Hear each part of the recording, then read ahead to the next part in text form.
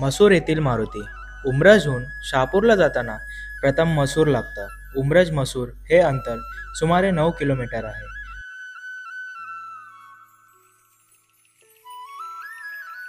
पुणे मिरज या रेल्वे मार्गावरील मसूर हे रेल्वे स्टेशन प्रसिद्ध आहे.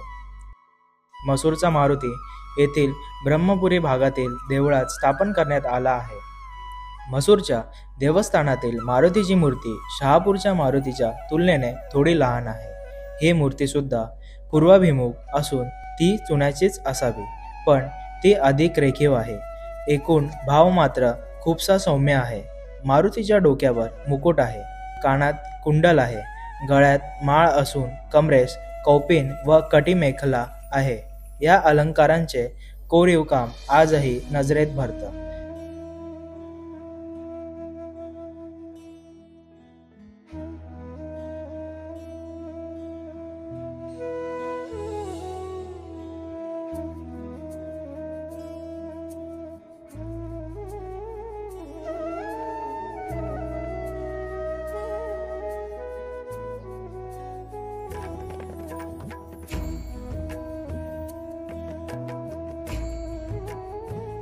मारुतीच्या पायदळी राक्षस चिरडलेला आहे. मूर्ती प्रमाणबद्ध व बांधेसूद आहे.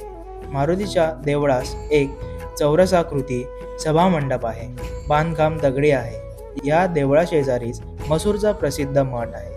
मसूरच्या या मारुतीस महारुद्र हनुमान या नावाने संबोधले जाते. मसूरचं स्थान महात्म्य असं की चाफळ येथे राम मंदिराची उभारणी होण्यापूर्वी समर्थांनी 3-4 वर्षे मसूर येथेच राम जन्माचा उत्सव साजरा केला होता. मसूर येथील राम जन्मोत्सवाच्या वेळी 1 वर्षी रामदासांनी त्यांचा एकनिष्ठ सेवक अंबाजी याचा शोध लागला. हे अंबाजी म्हणजेच समर्थ रामदासांचे शिष्योत्तम कल्याणस्वामी होत.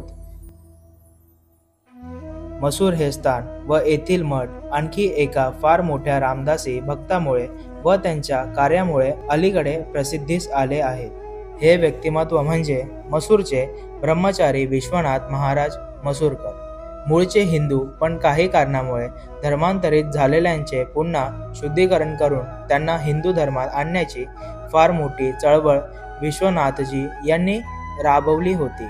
या चळवळीमुळे मसूर क्षेत्राचं नाव महाराष्ट्रात आणि गोमांतक आदी लगतच्या परिसरातही सर्वदूर झालं.